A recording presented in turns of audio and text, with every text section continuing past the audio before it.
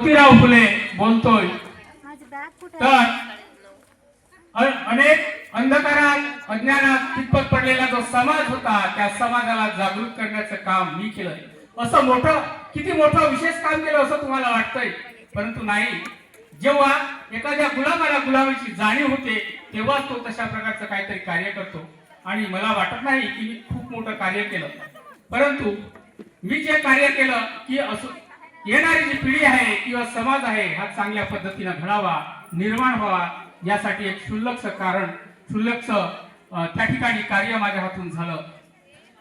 तर ज्या समाजामध्ये अन्याय, अत्याचार, दारिद्र्य पसरलेलं होतं त्या समाजाला किंवा ज्या समाजावर अन्याय होत होता, जो समाज कितपत गुलामगिरीमध्ये, अन्याय अत्याचारामध्ये पडलेला होता, ज्यांच्या मनावर मनुवादी संस्कृतीचा पगडा बसलेला होता, अशा समाजाला मी जागृत करण्याचं काम केलं।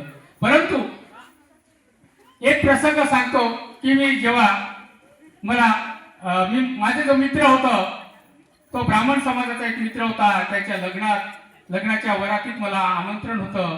त्या आमंत्रणामध्ये मी गेलो। माझा मित्र त्या ठिकाणी घोड्यावरती बसलेला होता, सनई चौघडा वाजत होता आणि चारही बाजूला दिव्यांची आरास होती, संपूर्ण मंडप सजलेला होता।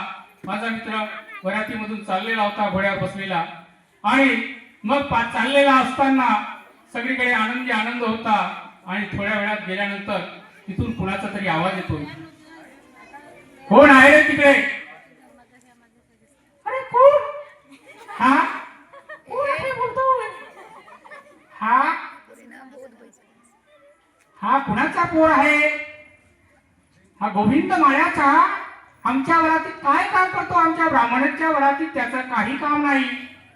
चिंच्या, आमचा धर्म मागवलास, आमचा धर्म बुडवलास, चल चालता हो इथून, चालता हो इथून।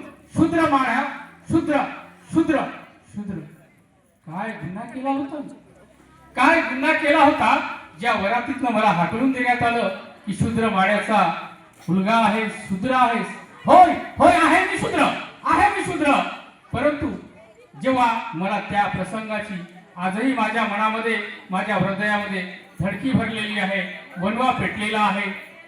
मला वाटते की त्यावेळेस मी खूप खचलेला होतो, परंतु मला एक नवी उमेद मिळाली की जो समाज अन्याय अंधकारामध्ये पडलेला होता त्या समाजाला जागृत करण्याचं काम मी केलेलं आहे आणि निश्चित करेन असं मला वाटलं।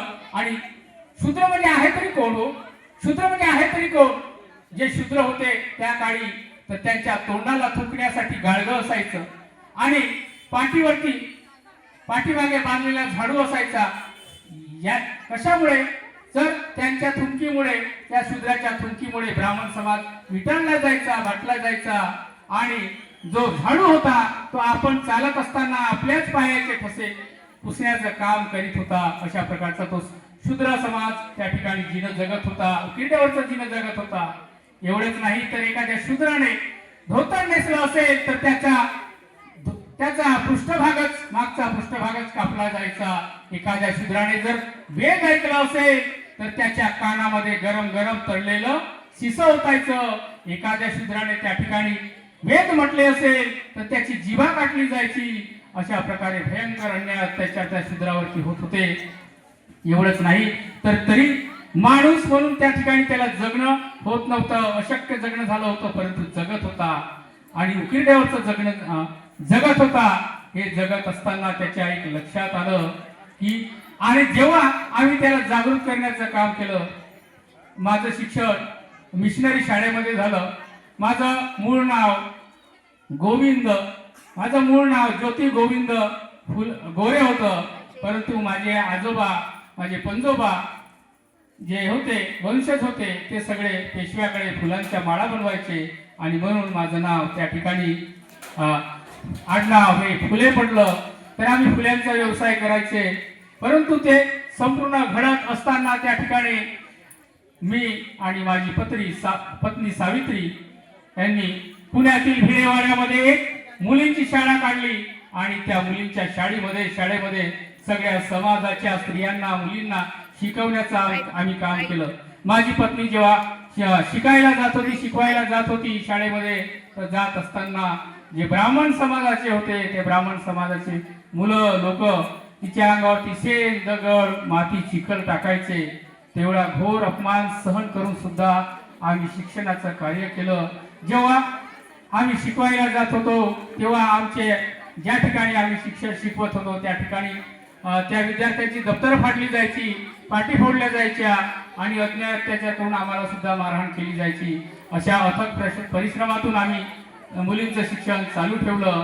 आणि ते सगळं होत असताना त्या ठिकाणी जो ब्राह्मण वर्ग होता त्याच्यामध्ये आगडोंब उसळलेला होता की हा एक शूद्र माळ्याचा मुलगा शिक्षणाचं कार्य करत आहे, त्याच्यासोबत त्याच्या खांद्याला खांदा भिडवून त्याची पत्नी काम करत आहे.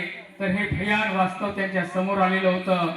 म्हणून त्यांनी कित्येक वेळा आम्हाला जीवे मारण्यासाठी माणसे सुद्धा पाठवली होती, परंतु आम्ही ते मुकुटपणे सहन करून स्त्रियांना शिकवायचं असा ठाम निर्णय केला आणि शिकवत राहिलो. परंतु मला वाटते की आम्ही जो आम्ही सत्यशोधक समाजाची स्थापना केली. काय होतं सत्यशोधक समाज? जो ब्राह्मणांचा कूटकारस्थान होतं, कपटकारस्थान होतं किंवा सोंग होतं.